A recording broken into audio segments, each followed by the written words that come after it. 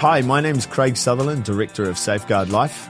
I'm an insurance advisor, and on the podcast, we're going to be having a chat to a few of my clients about their health and life journey, but also how insurance has assisted them when the unforeseen things have happened in their lives. I just want to thank Austen for coming on the first episode of the podcast. I really appreciate you telling your story, mate. Yeah. Let's talk pre all of this happened. So, moved to New Zealand when I was 8, Christchurch. Just then my dad got a job down there from South Africa, and then moved to Auckland later on. Went through pretty much my whole schooling out on the coast in sort of the Howick, Bucklands Beach area. So Bucklands Primary, Bucklands Beach. Won't hold that against you. Two of the McLeans, no worries. He must be a short boy. And then went to Auckland Uni. Met my fiance, soon to be wife, and mother of my child at a job whilst I was at uni, just at a pub, right. And then reconnected later on. But throughout that high school, I was, New Zealand 100 meter champion, fastest schoolboy in New Zealand, represent New Zealand. I don't know. Yeah. After the first few, it's every year. But Oceania Games, placed second in the 100 meters. Yeah. Australian Youth Olympic Games Festival, 100 meter finalist. So sports-wise, highly highly decorated. Sportsman of the Year, Howick Sportsman of the Year. It's all. I haven't spoken about it for a long time. It's so far behind, and all of this. At the time, we were looking at a possibility of going over to the US. I ended up going and racing at the Nike Track Invitationals in California. Toured around California. Wicked. Long time. Just realized the vibe wasn't for me, so I was there for a while, enrolled in stuff into a university there, got my feet wet, just realized it's not for me, came back to Auckland, and then finished my bachelor's, postgraduate diploma, and project management and engineering, all in environmental science at Auckland. So and then met Devon, or reconnected with Devon, say 2019, moved in together, just real quick, smart. I had dreadlocks at the time, so I don't know what the father-in-law thought about that. But no, and then ended up building a house together. Been trying for a baby for a while. Ended up happening. So now I'm a dad, which is like the coolest thing ever. Yeah. And the only thing I've really, really wanted to be in life was a dad. That's where I'm at now, I guess. I'm a full-time environmental scientist working on becoming chartered. That's it, dad, runner. Yeah. Well, you've made me feel pretty shit about myself. But let's just move on. No, that's cool, man. And obviously, from my point of view, I had been introduced to Devon, your fiance, by someone else. Correct. And then obviously did her insurance. And then it was pretty late in the piece, I'd done her insurance maybe about a year and a half later. And from my perspective, got on with you straight away. And it was during COVID, and so it was a lot of phone calls and stuff like that. But gelled and stuff. Absolutely, And I mean, from that perspective, I remember you weren't really one of those people, you're not from a hard up family, and I'm not overstepping, but it's not like something, you were real honest about that. Absolutely. Oh, my folks have got, they're exactly. okay. I mean, if shit happens, I'm gonna, I could bitch on turn the couch around or, and exactly, whatever it was. Absolutely. But I loved that because also you were 25 then, obviously, and being that young, not having to do that sort of stuff, but you took responsibility. For sure. You wanted to do it. So that was probably a key takeaway. But and obviously the sort of you in terms of because you do CrossFit and stuff as well. You run 1,000 kilometers a week, and you have so many cool running shoes. It really frustrates me because I just don't find them. Frustrates my fiance more than you do. Probably. Absolutely. What was your sort of was getting insurance originally just you did it because Devon was sort of Well, I guess I discussed my family and how I said, if it hits the fan, I'll just call mum up. I can call mum up tomorrow, the next week, yesterday, I'll be fine. But for me, I think I went to the doctor for the first time in 4 or 5 years when I was 23. And then I was so used to going into my practice and just saying, okay, see you later, because I know mum and dad have just got it on Southern Cross. I kind of get a polite tap on the shoulder and just says, you're not covered on something crossing. And so I called Dad up, furious. He's like, yeah, I took you off. You're 21 now. You're an adult. And so that's kind of where I guess it started to roll in the back of my mind. I think I always knew that insurance was the move. I think for a while, obviously, when you're going through university, you don't go to doctor's visits and you're not getting vaccines that aren't mandatory. You know, they went to do an HPV vaccine and they said, oh, how come you didn't get it in 2017? Where were you? I said, sleeping somewhere, whether there was a mattress or not. And so then, again, I didn't go to the doctor for a few years. And so then realizing that I was sort of kicked off the health insurance and life insurance as a whole, made me just think a little bit more. And then as Devin and I started discussing children and we started, you know, putting in significant amount of money to building our own house and stuff like that. And obviously as you get further in your career, start to make a bit more money. And so then the necessities become not as dire in terms of I've got to pay these bills. You know, I've got a bit of excess income. So I thought, why don't I just put this excess income to at least safeguarding my future, you know? Oh, thanks for doing that. No worries, quick plug. Yeah. But I mean, it's a financial decision. Yeah, absolutely. You know what you did. You saw it as an investment rather than in myself. Instead of buying more sneakers, I can actually invest some more money into something that will have a return if and when. Yeah. So first week of December 2022. What I'll give some backstory. I was just running a lot. Nothing was changing.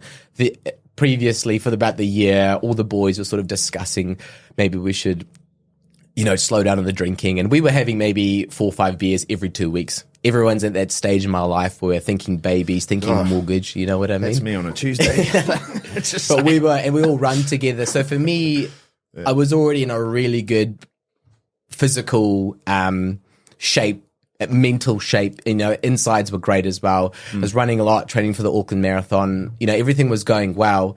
And then first week of December, I think it was the 6th, I had a TIA, which is a TIA, something to do with a mini stroke. What had happened, my vision went a bit blurry for, you know, a minute's tops. And then I had a headache and I thought, should be right. It's probably a heat stroke. That was kind of it, but that was when they say that happened? Yeah, and then that was the first one. So TIA always... like an acute... precedes a stroke at this time. Again, I've never even Googled what a stroke is. You know, I just know something with old people. You know, you know what I mean? Something with old people, overweight people. And then I had this TIA, had a headache, and I was actually away for work as well, doing environmental and geotechnical stuff up in... Pauanui on the Coromandel. And then about 3 days later, I remember coming home from Pauanui, driving home. Again, I still had quite a bad headache, but again, I've done worse. You know, I've finished a race with a torn hamstring. It's just, for me, it's just one of those things. Just move on with it. And then it's like a cold. You just get on with it. And then stay the night at home with the dogs, Devin, and then the next morning, Devin was actually getting a new car for a company car, so I went and helped to pick her up. All of a sudden, just bang, lights, everything, the room goes purple. I have no idea where I am, but in a sense of almost like, am I in a fever dream right now? I come out of it, so then I regain my vision, and then within about 3-4 minutes, the vomiting starts. Wow. And then I'm thinking, this is a bit strange, but at the same time, again, heat stroke, I'm bulletproof, this is minor. And then I'm thinking, when did I eat chicken? Because it must be salmonella poisoning. And then we're going through this, we end up going to eat, Devin says, let's just go take you to A&E because we're 4 or 5 minutes away from A&E, rock up there. I start vomiting in the weight room, so I just get whisked off straight away into the room. They, into I guess, what's it called, a treatment room. I'm lying in the bed and I'm just throwing up profusely. I've got no motor skills. In my head, I'm thinking, just get on with it.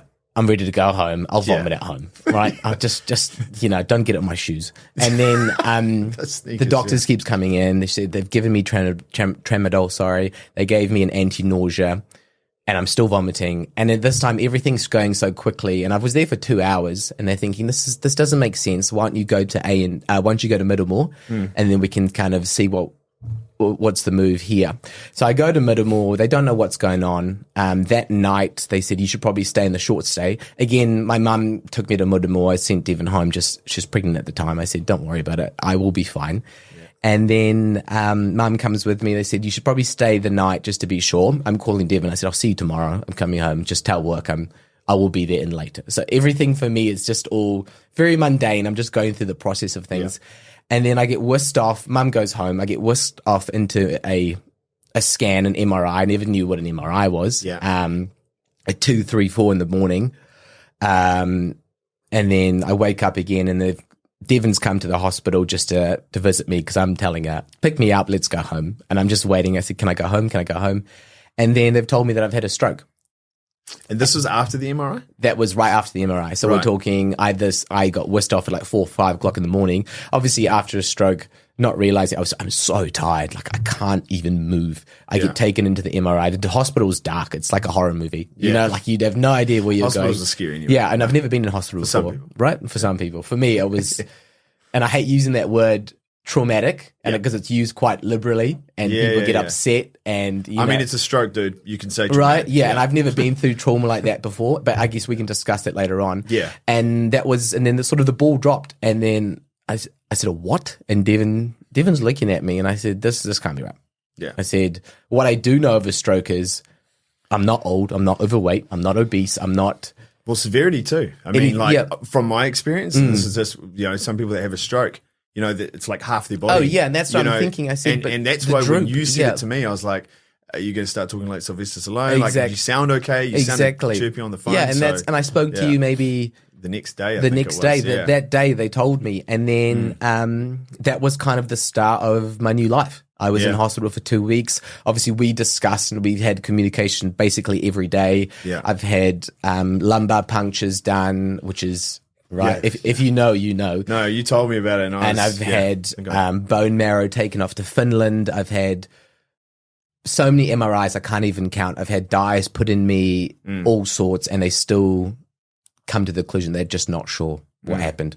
And so I left hospital 3 days before Christmas on aspirin, clopidogrel, a statin. Yeah. On top of my multivitamins. I've got 4 chewies in the morning I've got to have every morning. And I guess that was the event basically. But as I'm progressing through this, I'm realizing the event is so minor compared to the rest, because we're almost 6.5 months out today of where we are now. And you mean like the changes that you've had to sort of make? Yeah, absolutely. Like even, you wear a medical bracelet, which we were just discussing before. Exactly. Contact details, stuff like that. Yeah, carry my phone where I go. Yeah. Everything, your phone. So is it kind of like you felt like you had to change and have like a bit of a checklist? Yeah, absolutely. Yeah. Again, it's just that shifting from being bulletproof. I'm 24, 25, ex-youth Olympian. I've got abs. I don't need to worry about this kind of thing, I have a big night, on the town, go to the gym the next day, no worries. Yeah. I think that shift was obviously needed as you move into home ownership, you're having a baby, fiance, you tend to grow up, but I think the shift came very dramatically. And so that's where my life is now. Everything is, I can't go on roller coaster anymore, but it's just more about just taking stock of where I'm at, doing the things I can to sort of prevent a future stroke. Because at the end of the day, we don't know what caused it. So that was the other thing I was going to ask. So knowing that you could have a stroke, absolutely, it's just taking precautions because they still technically don't know. They still don't know. Like they've entertained the idea of vasculitis, which is quite a significant disease, and luckily, I'm so thankful I don't have that, because that requires chemo and steroids and the whole thing. Yeah. But for me, it was I am aware that it could happen again. But look, I've cut out fats in my diet. I'm taking the correct medications and dosages, and I've almost shifted my life so far into this realm of health and wellness from what I thought was health and wellness before, and that's where I am now. How dramatic was that though? Like, because you seem like to me, you're back doing the same sort of stuff, running, doing gym work. I mean, you train and you do more than what so many people talk about doing stuff. Exactly. You were doing it beforehand. Yeah, totally. But also your adjustments have really just been more like medications and stuff. But you're still the same dude. Yeah, you yeah, know, like, absolutely. still the same It's still person. me. I think it's just I've just shifted the way I do things now. I think a lot of it pre-stroke, I was just eating to sustain my life. I'm just fueling calories in, calories out. And those calories weren't the best calories. Yeah. You know what I mean? It was just food to get because I'm so hungry. Yeah. And I realized the outside looked awesome. The outside looked really, really good. Doing fitness modeling stuff looked amazing. Yeah. Internally, there's obviously stuff going that's not right. You know, my cholesterol was quite high. And we're saying 8, which is the New Zealand, they'd like you to be a 4. And I mean, we're high cholesterol rates in terms of in countries. Aotearoa. Yeah, absolutely. We are not good. But seem to still be semi-healthy. Yeah, I don't know exactly. how that works. Exactly. But then even like a cardiologist said, we need to pull this down to 1.4. Yeah. And so for me, that was a big shift as well, realizing that whilst I can still maintain that lifestyle I had before in terms of running and just reducing my lifting from competing to Olympic lifting, now it's just keeping your body fit. Yeah, keeping it moving. I don't need to put on more muscle at this point. No. I mean, that shirt's screaming. It's a little bit. I didn't mean it that way. But you know what, I'm just at a point now where I'm just aware of the things I'm doing to my body. Obviously, I've been alcohol free since my stroke, which is it's just common sense at this point. Yep. Obviously, there was no drug use before, but I've doubled down on the drug use. And even mates who smoke, I've had a few friends who stopped smoking. I just said there's so many risk factors now. If we could just mitigate all of them, I would feel in a better stance where I'm at now. That was the thing I was going to ask as well. Has it affected... and obviously the changes you have made, 'cause like I say, you're still the same person. Yeah, I'm still me, yeah. But has it affected friends of yours? Like, have you... have they made any changes? Have they just absolutely. Gone, like, I think for me and my friend group as well was just realizing that... Because they're all the similar age. Yeah, like exactly, 26, 27, and I think one has a kid, like a week ago, and then another one, he's a pilot as well, and I think she's getting, a bit, what's it called, a bit clucky, so time's ticking, mate. Yeah.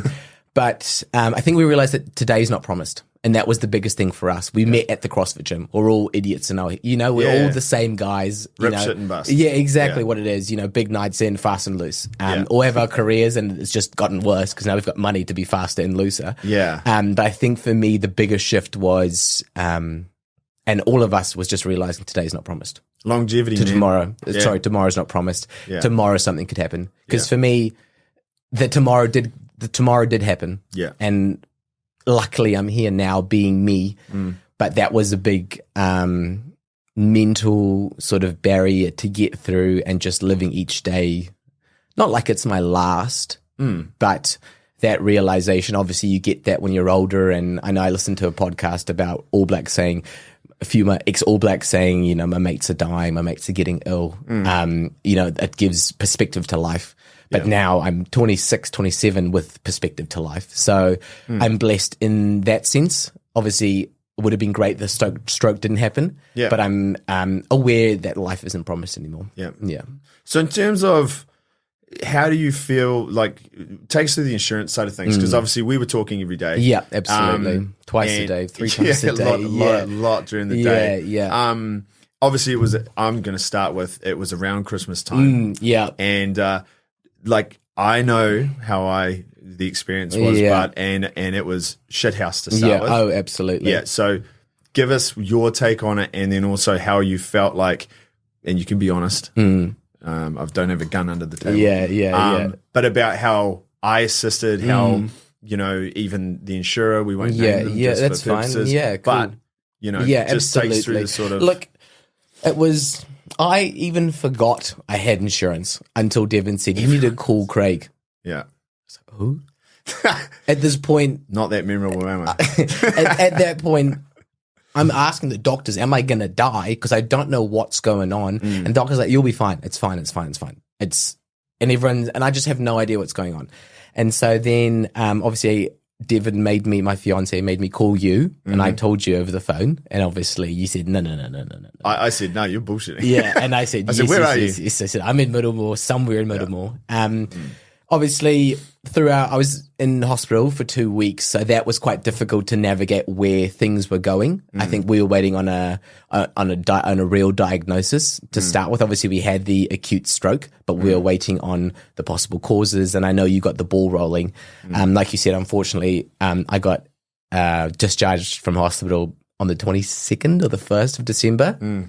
So insurance is on holiday. Yeah, insurance. It was. They're on holiday. Yeah. So that, I think the whole journey was really difficult in terms of just time, not sure what's going on. Yeah. And it wasn't even the discussions of the lump sum payment, anything like that. It was more, I just didn't know what my life was going to look like when I got home. Whether, can I work? Am I allowed to work? And I was obviously getting headaches, and I work in a relatively stressful job as an environmental scientist and like an engineering geologist. But the process was quite tough around that time. And obviously I called you 2, 3, 4 times a day, whether it was Instagram, phone call, voice messages. You were always there, which was great. And I think you answered on Boxing Day, just checking how's it going. And then obviously we got the ball rolling much later than you would have. Yeah, no, I think I had some stern words. You did, yeah. Not for you. No, but definitely not for me. Yeah. As the client, I think it was, I'm never the client at work. It's always someone else I'm doing the work for. So it was just different to be in this seat. new with a client, the other seat, with a client hat on, just letting you do your thing. And at obviously times I want to know it's a trust thing as well. Yeah, and absolutely. I mean that's difficult, especially when you're going through something tough like that. Yeah. But and obviously then when you've got Devon at home and pregnant. That's the main very thing. pregnant Yeah, right. and stuff. Yeah. So that's that was a big thing. So it's really understanding of that. Absolutely. But I think like you were awesome. I mean, I'm not here to blow smoke up your ass, but you just did what you were supposed to do, right? Yeah, exactly. You chased down the insurer, you chased down the case manager constantly. I guess the time that was the most difficult thing for us. Yeah. They didn't come back until the middle of January. At that point, I had a stroke a month and a half ago already. Yeah. And I think we actually only got the insurance case settled maybe 3 months after it happened. And obviously there was some due diligence. The whole thing. And I think for me, a lot of that due diligence was I should have done a bit more due diligence because again, I just signed papers, said yes, sweet. And but I mean that was one of the things. It was an eye opener for you as well because we did do everything. Yeah, to the letter, exactly. Yeah, but sometimes things are missed. Yeah, like forgetting I went to a psychologist to discuss and get hit by a hockey ball. Get hit by a hockey ball in the eye when I was 15, and then going to a psychologist for exam stress and all those things I thought was so minor.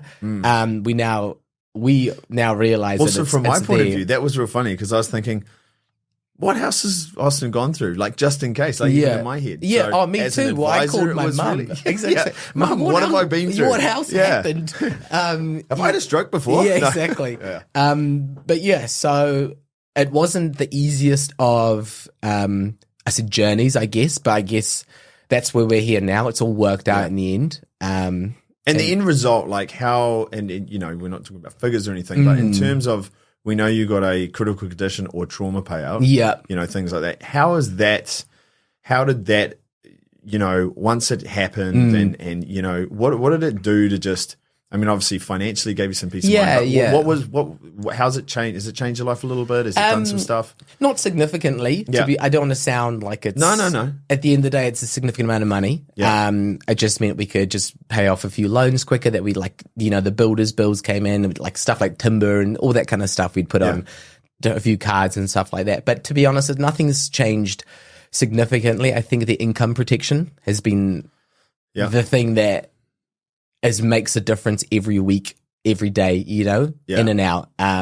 That's been really good for me if I'm not having a great day at work, and I do get headaches very frequently. Yeah. And I tend to go home, or some days I wake up with a migraine. I said, if I can't run, I can't go to work. If I can't work, I can't go to run. That's where the balance is for me. If I can't get physical. That's normal, Austen. Yeah, exactly. If I'm not 100%, there's no need for me to go to work because my caseworker has sorted me out. Yeah. And that's been really good as well. And I think having a baby as well, I talked to my GP and he said, everything just seemed to happen at once. And I said, you know, when it rains and pours with me. It did. You know, absolutely. Yeah. You don't do things in half. No. And it was, but you guys handled it really well. Yeah. And Devin obviously did as well. I think that's a lot awesome. of people don't tend to realize how much time and stress she went through. Look, she's hard as nails. You wouldn't say it, right? But the stress of, you know, being, you know, at that time, maybe 6 months pregnant, and obviously my parents as well, because I'm sitting in the hospital a week out of it saying, look, I'll be sweet. The doctor's saying I'll be sweet. And my mum's stressing out. My mum visits me every night in hospital, bringing me food, checking in on me. She's kissing me on the forehead and stuff. I said, Mum, get off. You know, but I think, and even like my in-laws, it just took a step back. And all my mates and even people on Instagram, and you know, I've got, I won't say a platform on there, but you know, I posted the stroke thing and I got 300-400 messages saying like, what is going on? And I get people coming up to me like at the run park and stuff, or at the gym, be like, oh, are you the guy that had a stroke? They're like, nah, you can't be. And I was like, I see that every day in the mirror. I look at myself like, it can't be me. Yeah. You know? So, and especially I think it'd be like, I just bring it back to like, you know, you took responsibility, you know, at a certain stage with Devin. Exactly. And then within a very short time, after having insurance in place, but then everything sort of changed. But you being that age and not and like an athlete, like you are an actual athlete. Yeah. And so that's the thing, like the what ifs can happen. And you were the last person I thought would ever have a claim. I'm the last person. I only got it because Devin said, here's a good idea. Like at the time, I think I discussed it when my a friend of a friend, or an Instagram friend basically ended up getting like pancreas cancer or something when at 26, and I met her on a modeling shoot, and for a sports model, I think it was a Joseph Parker shoot, you know, and she ended up getting stomach cancer, and she's all, and stage 4, you know, she's all out of it now. But for me as well, I'm thinking, what is going on here? That was a trigger for me, triggered, but that was an idea for me. And then obviously Devin as well. I just thought like, why not? Yeah. And so all my boys are now on it. Yeah. If I tell you need to get it. If your work's not doing it, you need to get onto it, because I can go to sleep every night knowing if something is to happen, if I have another stroke, Devin will be fine. My baby will be fine. Yeah. Everything's sorted. And for that, like for me, I personally can't put a price on that peace of mind. Yeah. And that's where I'm at now. No, that's awesome. So what would you say to people who are thinking of getting insurance or on the fence about it? There's only one answer for me. I tell my mates all the time, get life insurance, get health insurance, specifically get life insurance. Yeah. Can we rerun that? Yep. So I just had a little saliva, and I'm just thinking about the UFC now again. Don't make sure your health's all right. Yeah. Cool. Craig, run it. Yeah. So in terms of insurance, like if someone was sitting on the fence, or they said, you know, they were coming to you and asking the question, what sort of advice would you give them? Just do it. Yeah. You're paying such a small amount, let's say $20, $30, $40 a fortnight. Yeah. For this peace of mind. And I think I'm such a great example of why you need to get it. You know, again, training for a half marathon before, never smoked, was drinking 2 pints a month, basically, know, before that. There was no reason for me to get life insurance except for I'm having a little girl, we're moving to our own place, you know, there's other things that are coming into play now. And I'll be honest with you, if I was 30, single, with abs, I wouldn't have worried about life insurance, because I'll be fine. I'm bulletproof, right? But this is just showing me I'm not. We're not. This happens any day, every day, you know? And it doesn't matter like the thing is, you said it before, when you're your age, you get it at your age. Yeah. Costs less than when you're a lot older. Right. And if you get it in place and all that sort of stuff. So, and again, when you were in hospital, you didn't remember, no, I didn't. Should I call Craig? Yeah. And it's like Devin, but, you know, I may have only found out when you did the post, which I have had with other clients. People forget that they can claim here and they can claim there. So that was the. Did you even realize that you had that? No, that you could claim the. Devin reminded me about it. Yeah, because at that point, when trauma happens, and again, it's my first traumatic event. It's a different your brain overdrive. No, I'm just thinking about getting home and being okay. Am I going to die? And being okay, right? Yeah. And that's all I wanted to do was go home. But that was I wouldn't even say the last thing in my mind was like this financial benefit of the stroke. It was more just in panic mode. Yeah. And for me, I'm not a very, I guess, panicky person. Yeah. You know, I'm highly strung, but I just keep rolling with it, roll with the punches. But busy in a good way. Yeah, busy. Yeah, busy brain. But no, I can't recommend it more. Yeah. If you've got the financial means to $40 a fortnight or whatever it may be, there's no reason why I wouldn't. And I think we were going to catch up anyway, talking about getting my daughter enrolled, right? Yeah, with the medical. Straight away. Yeah, because things go wrong all the time. You know? From day, I mean, my technically, one of the family members,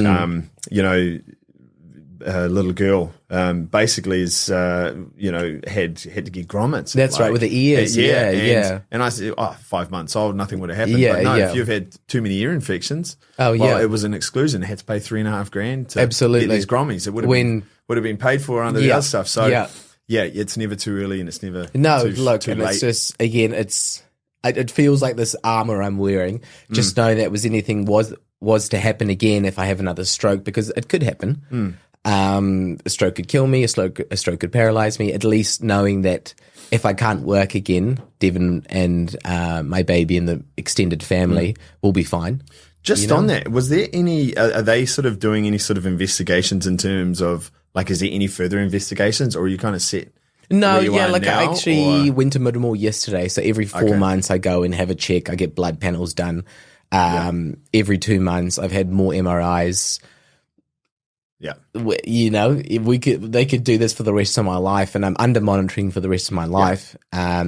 But it's the case of how long is the piece of string. Yeah. You know, it's the new norm though, isn't it? Right, yeah, it is. Like, I've had genetic stuff sent off to Finland, you know. I don't think we could go any further besides outer space. No. You know, like, it's gone that far now that whatever else we can do, I'll do it to prevent something, whether it's some strange disease or something, but everything is coming back normal. Awesome, so again, they explained it's like just getting in a really, really bad car crash. Yeah. It can just happen. And perfect factors of someone looked down their phone at the red light and a truck's trying to speed through it, and it just happens. Yeah. And he said, unfortunately, sometimes these things just happen. Yeah. Yeah. Awesome. Well, thank you for being the number one. You're always first. You're first anyway with everything. I thought we were going to cut it there. Just number one. No, that's all right. I had to put it. You're always first, so you have to be first. We're looking forward to more episodes with more clients and their stories about their health journeys and how insurance has assisted them. And if you would like more information about how insurance can help you, or what sort of advice you can have, feel free to touch base with me, and my details are at the bottom of the screen.